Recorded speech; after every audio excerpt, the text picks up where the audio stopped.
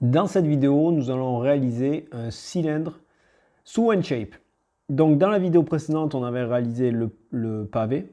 On va garder donc ce dossier, ce document, et on va rajouter donc un élément, une pièce supplémentaire qui sera donc le cylindre. En bas, au niveau de vos onglets, on va rajouter donc insérer un nouvel élément et on va créer donc un atelier de pièces. Ça veut dire qu'on va rajouter une nouvelle pièce. On voit apparaître Part Studio 1, on va tout de suite le renommer et on va marquer donc volume 2 cylindre. Ça va nous permettre d'avoir et de permettre de sauvegarder facilement et de retrouver facilement donc nos volumes réalisés.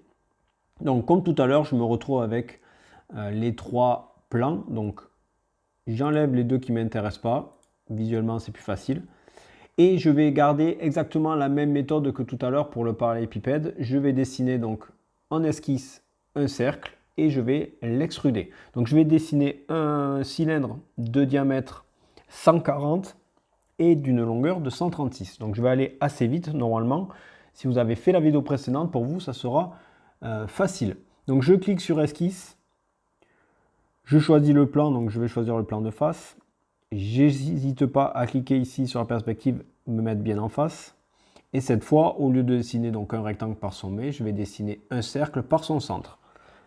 Je vais prendre l'origine comme centre, ça va être facile. Je clique. Et on a dit que mon diamètre c'était 140, donc j'écris tout de suite 140 et je clique sur Entrée pour valider donc mon diamètre. Mon diamètre apparaît. J'ai pas besoin d'utiliser cote, mais si vous voulez le rajouter, vous pouvez. Mais vous avez, de toute façon, vous avez la cote de diamètre 140 qui apparaît. Je valide mon esquisse, même si j'aurais pu cliquer directement sur extruder. J'extrude qui? J'extrude mon esquisse. Je me mets en 3D pour bien voir que mon volume se met en étirement en volume. Je vais choisir du coup ma cote de 136. Je valide. Je valide. Et voilà, en quelques secondes, on a réalisé donc le deuxième volume qui est le cylindre.